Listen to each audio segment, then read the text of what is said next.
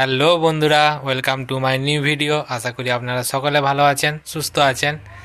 তো এখন বাজছে রাত্রি 9টা, আর আজকেও একটা প্ল্যান হয়েছে অষ্টমপ্রহর বাড়ি যাওয়ার। দু বন্ধু মিলে যাব। তো বন্ধুরা, আপনারা বলতেই পারেন শুধুই কি অষ্টমপ্রহর বাড়িরই ভিডিও দেখাবে, বাট কিছু করার নেই। এখন একদমই দোকান ছুটি করতে পারছি না, সামনে চৈত্র মাস, ওই জন্যে একদম দোকান ছুটি করতে পারছি না। তাই নিত্য নতুন আর অন্য কোনো ভ্লগ আমি দিতে পারছি না, ছুটি না হওয়ার কারণে। তাই দোকান বন্ধ হওয়ার পর এই অষ্টমপ্রহর বাড়িই যাচ্ছি এখন, এইগুলোই তাই আপলোড করছি। বন্ধুরা, আপনারা আমার সাথে থাকুন, আমি আরও নিত্য নতুন ভিডিও আপনাদের সঙ্গে তুলে ধরবো। আমার বাড়ির ব্লগ বলুন বা কোথাও ট্রাভেলিং ব্লগ বলুন, আমি তুলে ধরার চেষ্টা খুবই করছি। বাট দোকান একদম ছুটি করতে পারছি না, তাই তুলে ধরতে পারছি না এই মুহূর্তে। তো বন্ধুরা, খুব শীঘ্রই আমি আরও নিত্য নতুন ভিডিও আপনাদের সঙ্গে আমি তুলে ধরবো। তো বন্ধুরা, প্লিজ আমার সাথে থাকুন, আমার চ্যানেলটাকে একটু সাবস্ক্রাইব করুন, লাইক করুন আমার ভিডিওগুলোকে। আর আজকের ভিডিওটা আপনারা একটু পুরোটা দেখুন, আমি কোথায় যাচ্ছি। অষ্টমপ্রহর বাড়িতে কি হয়েছে, রোজের নিত্য নতুন জায়গায় যাচ্ছি, এইটা আপনারা একটু দেখুন। তো আশা আশা করছি আজকের ভিডিওটা আপনাদের ভালো লাগবে। একটি নতুন জায়গায় যাচ্ছি, অষ্টমপ্রহর বাড়ি, বাট নতুন জায়গা। তো দু বন্ধু মিলে আর কিছুক্ষণ মধ্যেই বেরিয়ে যাব। তো অনুরোধ রইল, আপনারা দেখুন আমার এই ভিডিওটা।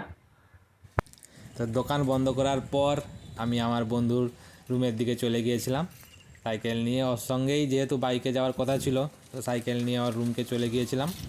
ও আমাদের কুচপাড়াতেই থাকে, ও আমার অনেক দিনের পুরনো বন্ধু। কলেজে ওর সঙ্গে প্রথম পরিচয় হয়েছিল, কলেজে আমরা একসঙ্গেই পড়তাম। তো কলেজে তো অনেক বন্ধুই হয়, কিন্তু থাকে কটা, কিন্তু এই বন্ধু রয়ে গেছে আমার সাথে। তো এই বন্ধু বাড়ি হচ্ছে যে অনেক দূরে, ঝাঁকড়াতে বাড়ি, কিন্তু এই কুচপাড়াতেই থাকে। কুচপাড়াতে নিজস্ব ল্যাব আছে, কোনো দিনও সময় হলে অবশ্যই ওর ল্যাবটা আপনাদের সঙ্গে আমি তুলে ধরবো। তো কুচপাড়ায় বড় পুকুরের পাড়েই ও থাকে, এই রুমটিতে এখন থাকে, এই বাড়িটাতে ও থাকে এখন। তো এখানেই আমি চলে গিয়েছিলাম। তারপরে দুজনে একসাথে বেরিয়ে চলে যায় বৈদ্যপুর। হ্যাঁ বন্ধুরা, আমরা কালকে বৈদ্যপুর গিয়েছিলাম। বৈদ্যপুর আপনারা জানবেন, বেলাঘাট থেকে বাঁ দিকে দুবরাজপুরের রাস্তায়। তো এবছর আমরা প্রথমবারই গিয়েছিলাম ওইখানে, অনেক জায়গায় যাই, বাট এবারে এটা প্রথম ছিল যাওয়া আমাদের ওই জায়গাটিতে। গিয়ে খুব ভালোই লাগে। রাত্রি 10টা সাড়ে 10টা বাজলো, তবুও এরকম লোকজন ছিল তখনও মন্দিরে। নাম সংকীর্তন হচ্ছে, দাঁড়িয়ে দেখার পর তারপরে আমরা খেতে চলে যাই। এই যে তখন কিছু লোক খাচ্ছিলেন, তারপরে আমরাও বসে পড়ি খেতে।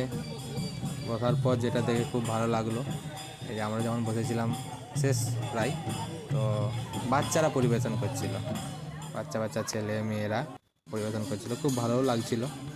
তো তারপরে এই যে আরেকটা জিনিস ভালো লাগলো, যে কোথাও জলের বোতল হট করে দেয় না, তো এখানে জলের বোতল দিচ্ছিল। তারপরে বোন প্রসাদ দেয়, প্রসাদ খেয়ে নিই। তারপর এই যে দেখুন, বাচ্চা বাচ্চা ছেলে মেয়েরাই করছে, খুব ভালো লাগছিল। তারপরে আস্তে আস্তে বাচ্চারা ভাত তরকারি সবই দিয়ে যায়। এই যে ভাইরা দেখুন ভাত দিচ্ছে, সরু চালের ভাত হয়েছিল কালকে ওইখানে।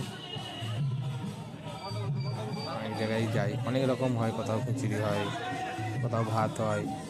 তো এখানে কালকে ভাতই হয়েছিল, ভাত বলা অন্ন, ঠাকুরের ভোগ। এই যে আমিও পেয়ে যাই অন্ন। তারপরে ডাল, 3 রকমের তরকারি। যে বিচে কলাও হয়েছিল কালকে বন্ধুরা, কিন্তু এখানে এর আগের অষ্টমপ্রহরগুলোতে কিন্তু বিচে কলা হয়নি, এখানে বিচে কলা হয়েছিল।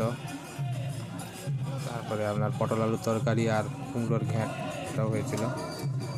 তো খুব তাড়াতাড়ি খাওয়া চালু করে দিই, খুব সুন্দর রান্নাবান্না হয়েছিল। তো খাওয়া দাওয়া সেরে তারপরে ওইখানে কিছুক্ষণ আমরা ওয়েট করার পর,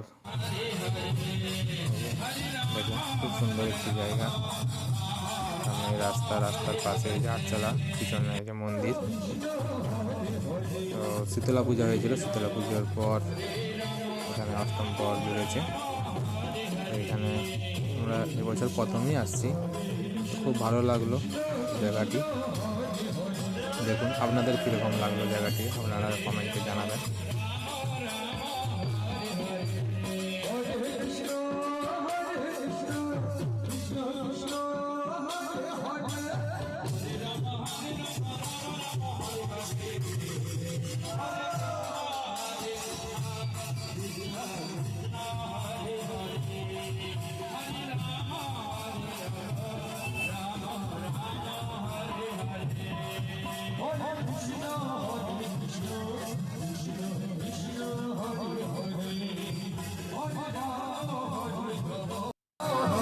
তারপরে আমরা এখান থেকে বেরিয়ে চলে আসি বাড়ির উদ্দেশ্যে এই বছরের মতন। পরের বছর যদি আবার সব ঠিকঠাক থাকে তো বন্ধুরা আবার আসবো এখানে। তো ভিডিওটা এইটুকুই ছিল বন্ধুরা, আশা করি আপনাদের ভালো লাগবে।